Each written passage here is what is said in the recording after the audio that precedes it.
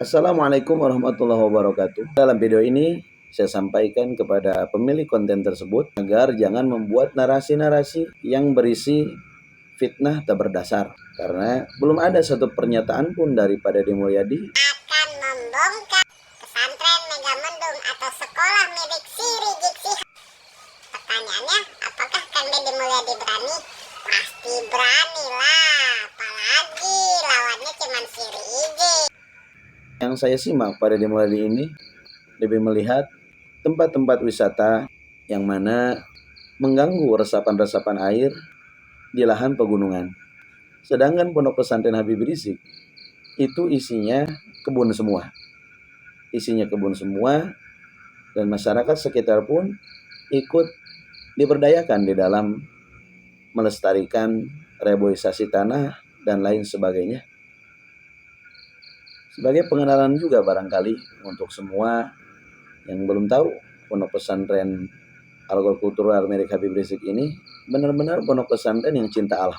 Tentang hal ini sebetulnya sudah terjadi di tahun 2020 dan kala itu ditanya tentang perizinan pondok pesantren Habib Rizik di Megamendung ini dan tentang keberadaan lahan pondok pesantren Al-Kultural yang ada di Megamendung Bogor ini sebetulnya sudah dibahas oleh Habib Rizik sendiri dan oleh pengacaranya di tahun 2020.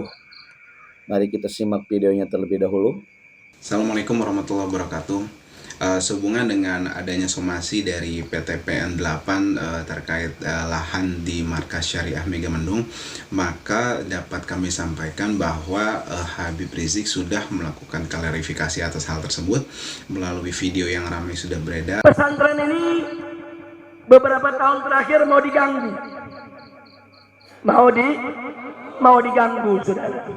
Jadi ada mau ganggu, mau gusur ini pesantren, mau usir ini pesantren, mau tutup ini pesantren, dan menyebar fitnah. Katanya pesantren ini nyerobot tanah negara. Nah, ini perlu saya luruskan. Jadi supaya semua mumpung ini lagi kumpul nih semua nih, supaya tahu, saudara.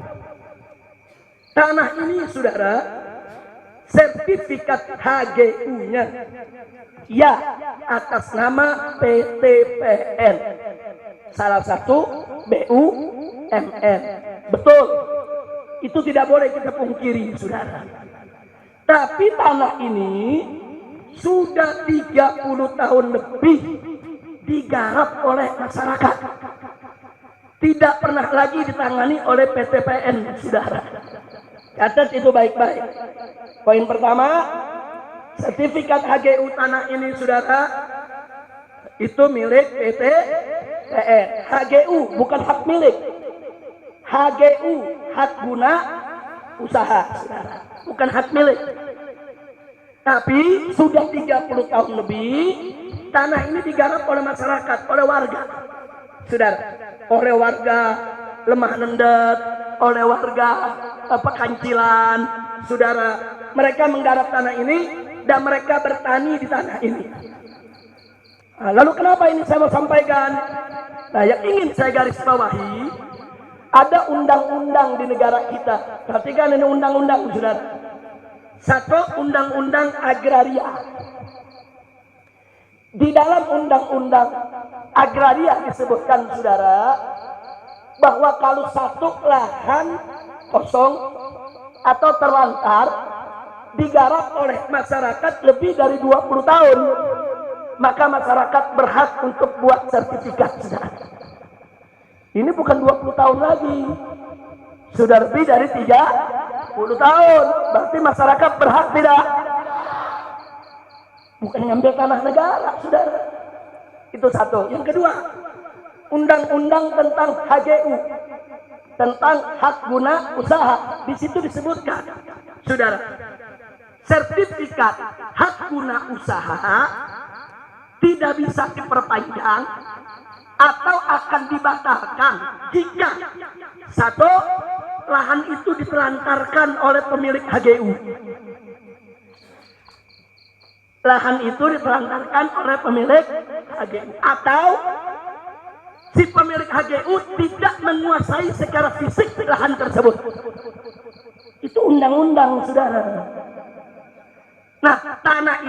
HGU-nya milik PTPN. Betul. Tapi 30 tahun PTPN tidak pernah menguasai secara fisik, saudara. Catat itu. Dan secara 30 tahun tanah ini ditelantarkan oleh PTPN. PTPN nggak pernah berkebun lagi di sini, saudara. Berarti HGU-nya seharusnya batal. Lalu kalau sudah batal, untuk siapa? Untuk warga yang menggarap, untuk para petani. Kira-kira jelas tidak? Nah, lalu bagaimana masuknya saya dan kawan-kawan ke tempat ini? Kami bayar kepada petani, bukan ngerampas, saudara. Kami datangin petaninya, ada mau jual lahannya gak? Saya dan keluarga ingin bangun pondok pesantren di sini. Para petaninya rame-rame datang, Habib bayarin tanah kami, Habib, kalau buat pesantren. Jadi mereka datang, ada yang punya 1 hektar, ada yang punya 2 hektar, ada yang punya cuma setengah hektar. Datanglah mereka membawa surat, ditandatangani oleh lurah, saudara. Ada tanda tangan RT dan RW. Jadi tanah ini semua ada suratnya, bukan ngerampas. Itu namanya saya memberi over garap. Saya tidak memberi hak milik, bukan hak milik saya. Nggak ada yang punya hak milik di sini, saudara. Yang ada HGU, dan HGU itu ada masa berlakunya. Setiap 20 atau 25 tahun wajib diperpanjang. Nanti pada saat mau diperpanjang kita lapor, ini bukan lagi, saudara, milik daripada PTPN. Nah, ini yang perlu saya sampaikan. Jadi jangan dipikir petani rakyat di bawah nggak ngerti undang-undang. Seenaknya mau rampas tanah, seenaknya menyebar fitnah. Tunggu dulu, saudara. Jadi ini kami beli. Jadi semua surat jual belinya, saudara, pergarapnya saya kumpulkan. Semua petani-petani tersebut saya minta KTP-nya, saya foto waktu terima duitnya, saudara. Enggak sampai di situ, bahkan surat setelah beli saya lapor ke camat. Habis lapor ke camat, saya lapor ke bupati. Waktu itu masih Pak Rahmat Yasin yang jadi bupatinya, saudara. Setelah bupati, saya lapor ke gubernur, saudara. Gubernur bikin rekomendasi, saudara. Nah, jadi sekali lagi, ini tanah, ya, HGU-nya memang milik PTPN. Tapi rakyat tidak merampas, tidak. Mereka sebagai penggarap. Kira-kira jelas tidak?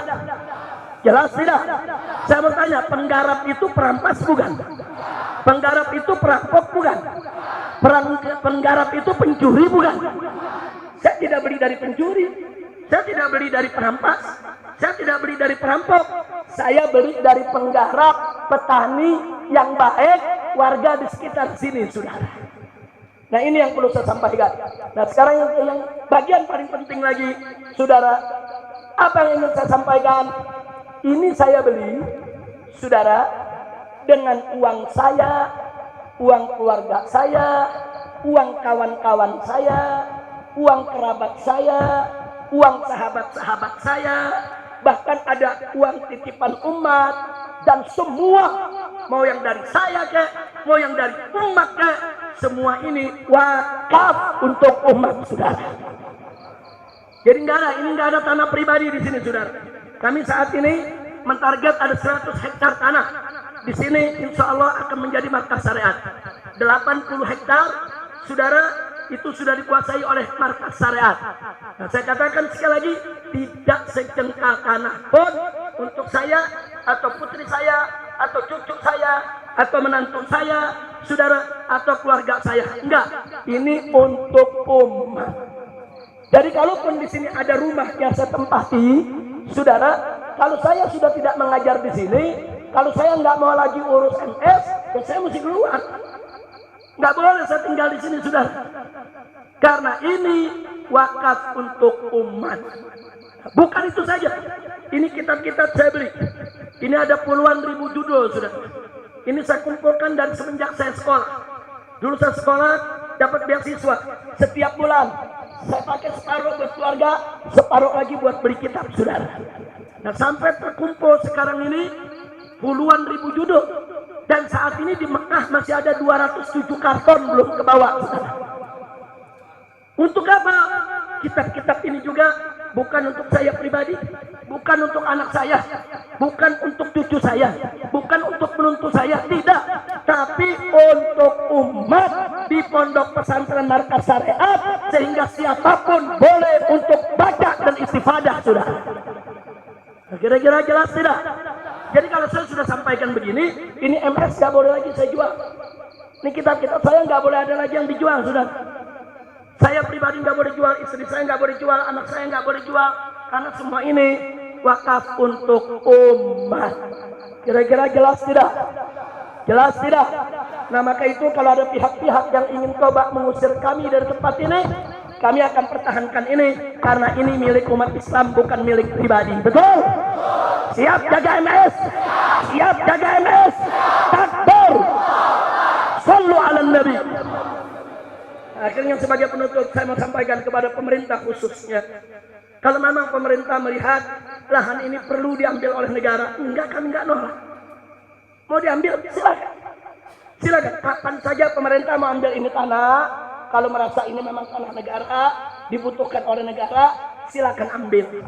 Tapi tolong kembalikan semua uang yang sudah dikeluarkan oleh umat untuk memberi dan membangun tempat ini, saudara. Supaya uang tersebut bisa kita beri lahan di tempat lain untuk membangun yang sama. Nah, jadi bukan saya anaknya main rampas-rampas saja, betul? Kalau saya anaknya main rampas, saya tanya, diam atau lawan? Diam atau lawan? Diam atau lawan? Nggak boleh petani-petani miskin, penggarap, tahu-tahu tanahnya diambil sama proyek, nggak dikasih ganti rugi. Boleh.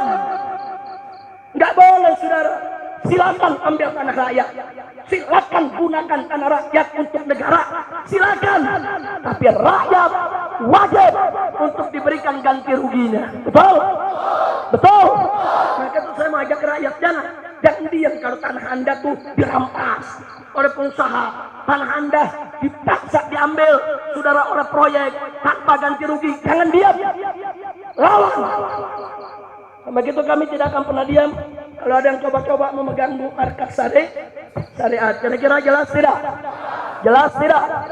Jadi saya nggak ngelawan negara. Negara mau ambil, silakan.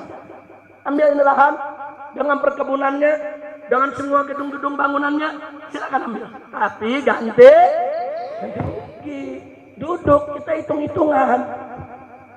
Kita hitung-hitungan. Ini batu harganya berapa? Semen berapa? Beli oper garapnya berapa? Nah kan kita beli bukan pakai daun, pakai duit. Saya mau tanya, ini tanah dibeli pakai daun atau pakai duit? Bukan pakai rumput, pakai. Nah, karena itu, saudara, ini yang perlu saya sampaikan. Kenapa ini saya sampaikan? Ada 3 kejadian saya mau sampaikan. 1, tahun 2017, PTPN didatangi oleh oknum-oknum yang mengaku dari Polda, saudara. Mereka meminta supaya PTPN itu membuat laporan seolah-olah kami di sini merampas tanah, saudara. Tapi alhamdulillah pihak PTPN tidak mau. Pihak PTPN-nya sendiri yang bicara dengan kami. Mereka katakan Habib Rizik dan MS-nya itu datang, itu melapor, bukan merampas. Dan mereka menebus dari masyarakat. MS itu tidak merambah. Dan mereka itu sebagai penggarap. Kami sangat menghormati penggarap. Gagal. Pakai cara kedua. Beberapa warga di Pekancilan, saudara, dipaksa untuk bikin laporan atau jadi saksi seolah-olah saya ini merampas tanah mereka. Saya dapat laporan ini langsung kok dari lurahnya saat itu, saudara. Begitu juga dari warganya. Tapi ada yang menarik. Begitu ini warga dikumpulkan, dibawa ke polisi, saudara, yang melapor, polisi gunakan salah satu biong tanah, mafia tanah, digunakan oleh polisi untuk membuat laporan. Lalu apa yang terjadi? Masyarakat begitu diperiksa polisi, apa masyarakat bilang? Bapak polisi salah, bukan Habib Rizik yang menipu kami, itu biong tanah yang menipu kami. Yang ngelapor itu, yang merampas tanah kami, bukan Habib Rizik. Jujur masyarakat Pekancilan, saudara. Ini warga di sini, masya Allah, saudara. Jujur mereka sampaikan Habib Rizik nggak merampas tanah kami. beli overgarapnya. Bahkan kami diizinkan oleh Habib Rizik, kalau mau menggarap lagi, mau tanam bertani, silakan. Yang penting bikin perjanjian dengan MS. Gagal lagi, saudara. Jadi mereka mau laporkan saya, gagal. Ini sekarang yang ketiga, ngancam-ngancam lagi sebelum saya pulang. Pokoknya begitu Habib Rizik pulang, ini soal MS nih mau dilaporin lagi. Pokoknya ini dianggap merampaskan negara. Saya katakan di sini, negara, saudara, siapapun oknumnya, tidak usah bikin masalah, tidak usah bikin kegaduhan. Saya pulang bukan untuk bikin gaduh. Saya pulang, saudara, bukan untuk bikin gaduh. Pesantren ini dibangun bukan untuk bikin gaduh. Pesantren ini untuk mendidik umat. Jadi kalau memang negara membutuhkan tanah ini, sekali lagi saya ulangi, silakan ambil kapan saja. 24 jam saya serahkan ini lahan kepada negara, saya serahkan semua bangunan yang ada di negara. Tapi kita berhitung dulu itu. Harus ada ganti rugi, saudara. Karena ganti rugi tersebut akan kita bangun pesantren di tempat lain. Betul? Betul. Tapi kalau mau main usir, saya tanya, diam atau lawan? Diam atau lawan? Siap jaga markas syariat? Siap bela markas syariat? Takbir! Sallu ala Nabi. Nah, terus saya mau tanya masyarakat sini, mau saya pindah dari sini apa enggak? Pindah jangan. Yang benar. Setuju pesantren di sini? Betul? Takbir. Jadi pada tahun 2017, warga Lemanendet sama warga Pekancilan, ini tetangga pesantren, datang intelijen masuk, warga disuruh tanda tangan. Kami menolak keberadaan markas syariat di kampung kami. Luar biasa. Saya telepon melurah, Habib gawat ini, Beb. Ada selebaran, warga disuruh tanda tangan semua. Saya tanya Pak Lurah, coba kirim suratnya model bagaimana? Judulnya menolak keberadaan MS. Warga menolak keberadaan MS. Begitu diputar di keliling warga, nggak ada yang mau tanda tangan, saudara. Alhamdulillah. Nggak ada mau tanda tangan, saya ambil suratnya. Saya robah judulnya. Tadi kan judulnya menolak, saya ganti mendukung. Warga mendukung pondok pesantren. Kita sebar di warga, semua tanda tangan sudah. Alhamdulillah. Berarti warga Megamendung cinta pesan, cinta haba, cinta ulah, takbir. Bagus tidak? Nah, jadi nggak usah khawatir. Pokoknya kalau ada kedoliman kita lawan bersama. Siap? Takbir. Dan berdasarkan data, sebetulnya betapa banyak tanah-tanah di sekitarnya yang ternyata dikuasai pula oleh asing dan asing yang ikut pula memiliki lahan-lahan yang lebih luas daripada pondok pesantren Habib Rizik bin Husain bin Syihab. Berikut saya tayangkan lahan-lahan yang ada di sekitar pondok pesantren Habib Rizik bin Husain bin Syihab di Megamendung Bogor.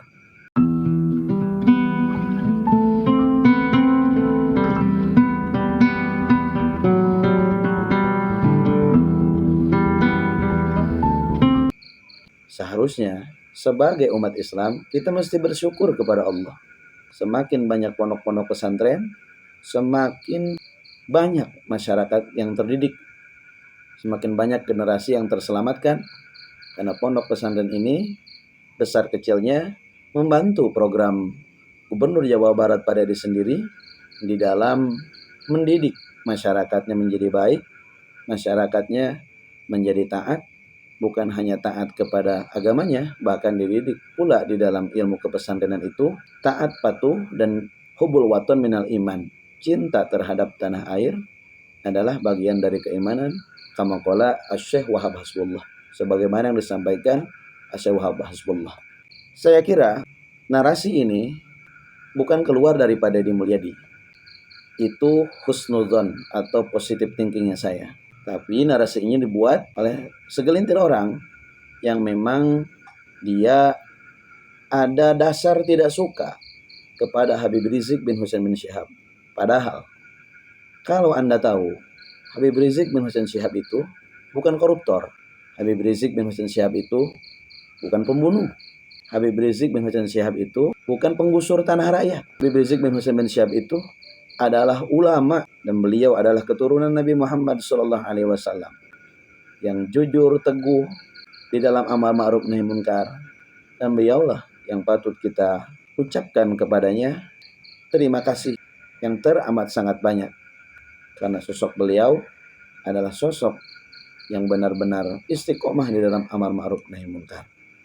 Kita bisa simak itu dimulai dari karir beliau merintis Front Pembela Islamnya, lalu nahi munkar, menghentikan kemungkaran di mana-mana tempat, sampai hari ini tidak ada satu jabatan pun yang beliau duduki. Padahal tawaran-tawaran itu sudah sampai kepada beliau dan beritanya begitu viral di mana-mana. Tawaran untuk beliau menjadi jabatan anu, tapi beliau menolak semua itu. Dan kalau beliau ingin, sebetulnya gampang saja.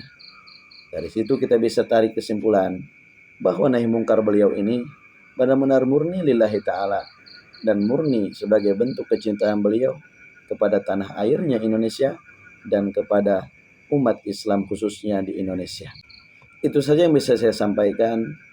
Semoga video singkat ini bisa menjadi pencerahan untuk semua, terutama untuk pemilik akun yang membuat konten dengan narasi tersebut. Assalamualaikum warahmatullahi wabarakatuh.